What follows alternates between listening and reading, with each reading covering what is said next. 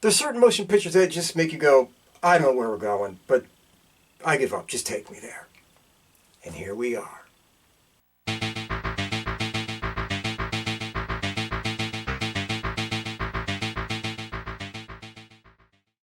Okay, everybody, today we're going all the way back to 1984. Ooh, the year of Van Halen. To look at a little gem that kind of gets forgotten, yet is a cult classic that so many love and adore. We are talking about The Adventures of Buckaroo Banzai Across the 8th Dimension. Is what it is, was what it was. But before we get into this gem anymore, before we take it apart, as we always do, once and again, and as always, to the trailer.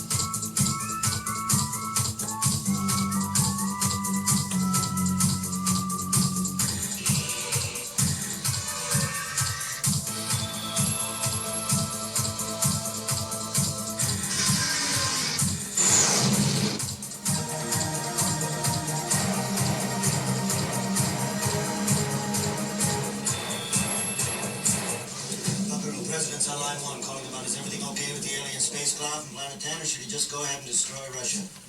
Tell him yes on 1 and no on 2.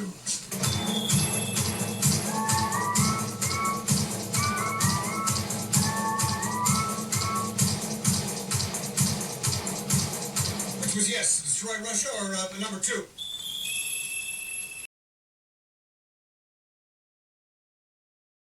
Okay, this motion picture was directed by Walter D. Richter. He only did one other motion picture, Late for Dinner. So this name's going to mean anything to any of us. He was a screenplay writer and a writer. He was involved in some other things like Brubaker, Invasion of the Body Snatchers, even Big Trouble in Little China. But as far as being a guy who helmed a motion picture, this was only one of 2 that he did. So take it as what you may. Alright everybody, you know what I usually do at this point. I sit there and I break down the cast. I give you 4, 5, maybe 6 of the big name players in the thing. And I give you a little bit of their history. They each get about a minute devoted to them. Whatever, you know the routine. But this time, there is way too many people in this motion picture to even begin to do that with. So what I'm going to do is I am just going to go flying through this thing, give you a list of the names, and give you a couple of things that they were all in, just so you have a taste of all the people in this motion picture. Because this thing is almost like one of those 1950s, smash them up, mash them up, put everybody in the motion picture, and see what comes out in the stew. That's what this is. So, let's get going. Of course, we got Peter Weller, who's in things like Leviathan and RoboCop and Naked Lunch. And John Lithgow, we're talking The World According to Garp, Footloose, Harry and the Hendersons, and Ellen Barkin. You remember Eddie and the Cruisers, The Big Easy, Sea of Love, Jeff Goldblum, come on, The Fly, Jurassic Park, Invasion of the Body Snatchers, Christopher Lloyd, dude, Back to the Future, One Flew Over the Cuckoo's Nest, and of course Taxi, Reverend Jim. You know, you got Lewis Smith, The Heavenly Kid, Karen's Song. You got Rosalind Cash, she was in Uptown Saturday Night. What's Happening? Robert Ito, Midway, Rollerball, Pepe Serna, Scarface, The Rookie, Ronald Lacey, come on, everybody knows the face, nobody knows the name, Raiders of the Lost Ark, Red Sonja. We got Matt Clark as the Secretary of Defense in this thing, you know, the outlaw Josie Wales, An Eye for an Eye. We got Clancy Brown, the legend, Highlander, Bad Boys, Starship Troopers, Shawshank Redemption, all you need to know.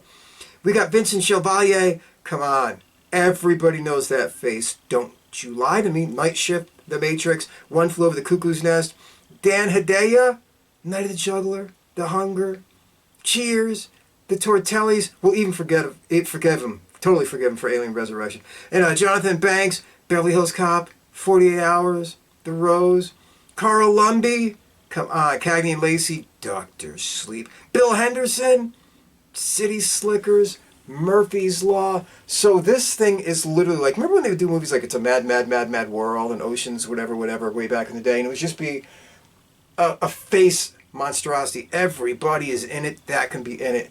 That is this motion picture. And there's actually more. There's more. So when you're watching it, just be like, oh, son of a bitch. You'll see.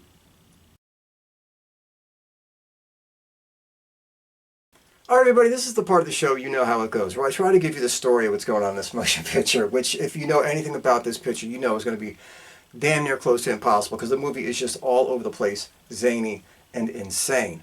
But I'm going to give it a shot. I'm not going to make it too long, because I have a feeling this video is going to go quite long, and, well, I don't want to be editing all day. It is what it is. So, let's get rolling. The motion picture starts out, you see they're going to run this test on this experimental vehicle, basically a Ford F-350 with a bunch of shit thrown on it. But they're looking for their man. They're looking for their driver, who we find out is one, Buckaroo Banzai. And Buckaroo Banzai, what's he doing right now? Well, he's performing brain surgery, because that's what the guy does. Anyway, he shows up late, he hops in the truck, he's giving it a run, and before you know it, he goes off the tracks, purposely. And he starts aiming at a mountain. Everybody's like, what is he doing? And he drives through the mountain. Oh, well, that's unexpected. He gets back and you find out that Buckaroo Banzai has now come up with this thing, along with this doctor, about how to go into the 8th dimension, or some other dimension, is what it is. He brings back a little thing stuck to the bottom of his car. Is what it is. Whatever, just another day for those guys. Before you know it, you also find out they're in a rock and roll band, because what else is him and his boys, brain surgeons, doctors, and whatever the hell the rest of them are, going to do? They're in a rock and roll band. Yes, they are the coolest guys on earth. They do everything. They're test pilots. They're brain surgeons. They're rock musicians. You get where this is going. Well, in the middle of them playing their set, this girl shows up. A girl that looks just like the ex-wife of one Buckaroo Banzai.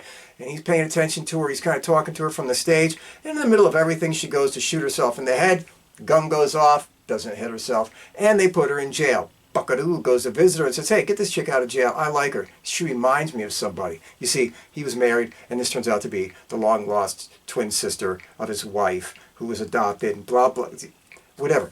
Anyway, you also now have a side story popping up. It's about this doctor who's locked in an insane asylum. And you're like, what the hell's going on with this guy? Well, you come to find out that he was working with the same doctor that Buckaroo Banzai was working with, and he was the first guy to make a break into the next dimension. And when he went into it, he only went halfway into it, and then when he came back out of it, he was possessed, taken over by an alien, embodied, I don't know what you want to call it. It is what it is. It was what it was. Anyway, the story goes on. You see that they adopt Jeff Goldblum, who's a doctor that works with, Buckaroo Banzai. He becomes one of the group, and he's standing, by the way, in front of the the assault on Precinct 13 building in this motion picture. Just throwing it out there. It's kind of a neat fact. Anyway, they adopt the girl. Now she's along for the ride. And now they're having a press conference about his trip into the 8th dimension, because the whole world knows about it. Who cares? Anyway, in the middle of all that, these alien electroids, whatever the hell they're called, they break in. They try to steal this doodad that leads them into the next dimension. Blah, blah, blah. You have to find out the aliens are really all from New Jersey, because when Orson Welles was doing that whole War of the Worlds thing, it really was real, and they all invaded New Jersey, and they all got social security numbers, and they all have the first name John, and funny, made-up last names. I can't make this shit up. That's what the movie says. Before you know it, a Rastafarian alien shows up with a suitcase, or a box, or whatever the fuck you want to call it, and he's got it for all the boys, and they're going to watch this message recorded from apparently the leader of his land, who says, hey, if you guys can't stop the bad aliens, we're going to launch an attack on Russia and basically end the world. I guess they're the good aliens, but they're still asking for bad shit. Keep rolling. Anyway, cut forward. You got John Lithgow and a bunch of New Jersey aliens, and they're hanging out making a new device that has to hit a certain speed and combine a laser beam and time cop them into back to their dimension. I don't know. It is what it is, but it's built like shit, and they need Buckaroo Banzai there, so they kind of get a hold of Buckaroo Banzai, and they take him and they put him in a torture device, much like Han Solo, trying to get him to do some formulas, and that ain't working out. And then the next thing you know, he's trying to escape with his boys into the next dimension, and they take off in a rocket ship, kind of, but not quite.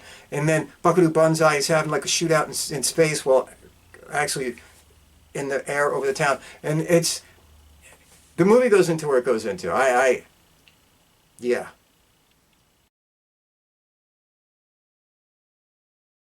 Okay, everybody, does Buckaroo Banzai, or the Adventures of, work? Yeah, it works. It's weird. It's quirky. It might not be something that works for you on the first viewing, and we'll get to that. But in the end, for what it is, and it is out there, it does work. Let's get the big three out of the way. The directing, hey, say what you want about this motion picture, and there's going to be lots to say about it, good and bad. But the movie actually looks really good. The cinematography in it is actually really well done. There's shots in it where you're like, man, the lighting is beautiful in that. There's shots in it like, man, this really framed well. There's parts where it looks really cheesy and campy and like utter shit, but that's part of the charm. So the directing, can't knock it. The writing. The writing is weird. From a dialogue point of view, the writing has some really good funny one-liners in it. And I think the movie is funnier as it rolls than it is in the beginning. But the movie does have some funny one-liners in it. From a story point of view, there's a lot going on. I'm just saying, it's weird, but in a fun way. So the writing, take it as it comes. The acting. The acting's really fun. I enjoy the acting in this motion picture. Yes, some of the people go a little bit over the top, and I think it was obviously meant to be that way. But there was a few editing choices I think that could have been made to tighten up a couple of scenes. But other than that, the acting is what it is supposed to be. It's fun, it's ridiculous, it's enjoyable. Lithgow is completely over the top. I mean, completely over the top. And when he does his scenes where he's basically doing like a store-bought Mussolini/Hitler type of thing, he is hilarious. I mean, he is hilarious. So, that kind of stuff, it works. Weller is great as Buckaroo Banzai. He has this kind of vibe and this kind of feel. And on a side note, I watched him in an interview one time, and he talked about he based the character partially on Adam Ant. Huge Adam and the Ants fan, kids. 80 to 82, 84, whatever fuck. Anyway, when I watch the movie and you see it, you're like, oh my God, he's doing some of his mannerisms, some of his looks. He really did. So, it was an interesting choice. It was an interesting thing to do. And you can see it within the character. You got the rest of the whack pack, they're delivering. And that's one of the things that we'll get into about how they all deliver. And they almost deliver on type, but we'll get there. Okay, everybody, why does this motion picture work? You have to take this motion picture for what it is. It's just pure fun. It's escapism. It's farce. You can't think of it seriously in any kind of way. You can't take it like it's supposed to be meaningful or some serious shit going on. This is just one of those motion pictures that like, we're going to make a movie that's so bizarre, so out there, so over the top, so crazy that when people are watching it, they're like, what are these boys doing? And we're going to slide so many things in there through it that you're not going to catch them all on the first viewing. This is a second or third viewing movie. It really is. It's kind of like a Napoleon Dynamite, where the first time you're watching it, like for the first 45 minutes to an hour, you're like, what the hell is going on in this motion picture? Why am I watching it? But it's entertaining and it kind of hooks you. And then as you go back and you watch little teeny things, they jump out at you more. The dry humor where some of the jokes feel like they don't land, the second or third time when you watch it, you get the almost social commentary sarcasm behind them. What do I give her my coat? Because you're perfect. Oh yeah, I am. Shit like that. In the beginning you're like, what? You watch it a few times, you're like, I got it. It's one of those motion pictures, and they always continuously sneak things in. Why is there a watermelon there? You don't know. They didn't know. They just did stupid shit on the fly. That's one of the things you have to realize about this motion picture, too. The director and the cast were literally just doing things somewhat on the fly. If it seemed cool, some of the set dressers, some of the actors, the director might say, let's just throw something in there stupid that means absolutely nothing, and see what it means in the end. See what happens. And they would continuously do things like that. One of my favorite little things is watch the end credits. And you see Perfect walking next to everybody, and they're all doing that, walk through the dam, or whatever that fucking thing is in California with the water, whatever, I don't know. And they're walking through, and all of a sudden, you see Perfect's his clothes change, because his clothes change in basically every scene. And he's changing mid-walk, and you're like, did his clothes just change? And then you see one of the characters next to him kind of do the... And they're like, yeah, we did that on purpose, just so you'd have something. It's that kind of motion picture. It's just there to entertain. No messages, no priorities, no life lessons, no bullshit. It's just there to entertain. And let me add to that for a moment. This movie belongs totally in there with that little family of movies that is just basically about entertaining you and having a good time. You know, Killer Clowns from Outer Space, Big Trouble in Little China, Critters, Strange Invaders, Napoleon Dynamite, where you're just sitting there like, this is just out there. It's out there. But I'm going to roll with this. And I'm going to have a fun time in this because it's just a ride. Actually, have yourself a weekend if you're really going crazy in the cold weather and you want to have like a run of cool flicks to watch. Put this in with some of those and you're bound to have some smiles and some laughs. And I also got to say, one of the main things about this motion picture is whenever the humor got more off-color, the funnier I thought it was. The more inappropriate, the more ridiculous. Maybe it's the overgrown teenager in me, I don't know. But the more that the motion picture went into that weird zone where they were just using humor that was just insane and odd and a little bit more adultish and, you know, the flicking the bird in the camera or the signs on the doors, the more I was just pissing my pants laughing. It's one of those things where it's there and it's great. Now, are there any problems with this motion picture? Because there's problems with every motion picture. And yeah, this motion picture has some problems. Yes, the story is just ridiculous. To some, that's not a problem. To others, it will be. But it is the truth. The movie is just ridiculous. And there's so much going on that unless you're really paying attention to it and you're kind of like vaguely watching it, some of the storyline in this can get confusing to people. I've seen other people watch this movie and go, what the hell is going on? Who is that? Why is this? What's exactly going on there?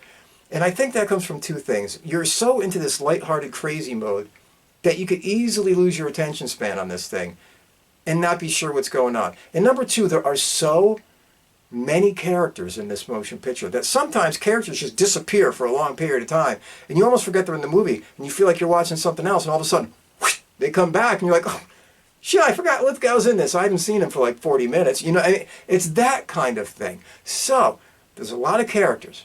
There's a lot to keep track of.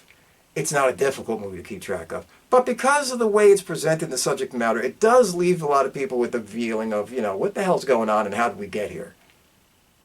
Two, I always thought, well, the movie could have had a little bit of quicker editing. The movie's like an hour and 45. I think they could have necked it maybe like 10 minutes shorter by using a little bit faster pace editing, like something like Airplane. You know what I mean? Sometimes you're watching this in the scenes, much like as in a Napoleon Dynamite or something like that, where you feel like the scene's just taken a little longer than it might want to, and they could have just shortened it by 15 seconds, 10 seconds, and it would have kept the more pacing going. I know it might have taken the charm and some of the oddballness out of this thing, but there's some points in the movie where you're like, okay, you could have just tightened that a little bit and kept it flowing a little quicker. You wouldn't have lost anything, you wouldn't have changed anything, but just a little bit of necking it up. Also, when you have a motion picture like this, which is almost like in Schwarzenegger's The Last Action Hero type thing, where it tries to be all things to all people. You can't really define this. Is it a sci-fi flick? Is it an adventure movie? Is it a whatever it is? It's basically everything rolled into one. And sometimes that can work. I think in this case it pretty much does. But sometimes that can be a little bit too much, where you're slashing and slamming too many subgenres together, and people are be like, what is this thing supposed to be? It can't be packaged. It can't be put together under a title or a brand. And I know, I'm one of those people that hates when people do that shit. I really, honest to God, do. I, honest to God, do. But, honestly, sometimes when you go so far, it might be a lot of cats to drag in for people to put their head around. Anyway, in the end, what you're kind of left with, what this really is, for all intents and purposes, it's just a buddy movie. It really, really is. It's an oddball buddy movie. You remember oddball buddy movies?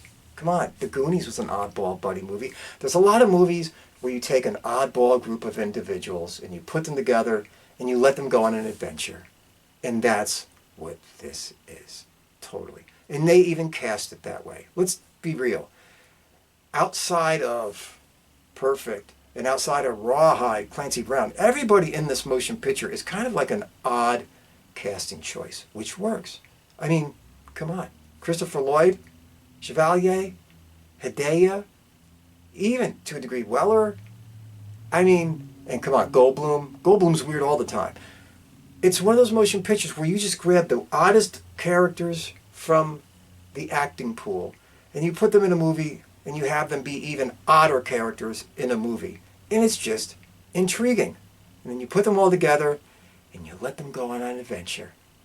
And you watch it. And you have fun. The music's quirky, but it fits the movie. The cast is odd, but so is the story. The subject matter is ridiculous, but, well, so is everything about this motion picture. But in the end, you just wind up having a good time. Am I going to say I liked it as much as A Big Trouble in Little China or something like that? No. But they tried something different. They went out on a limb. They made something people didn't see coming. And for that, well, hey, you can't knock it. All right, everybody, be good. Take care.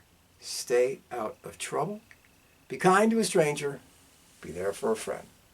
And more than anything else, never, and oh, I mean ever, take any bullshit from anybody. See you soon.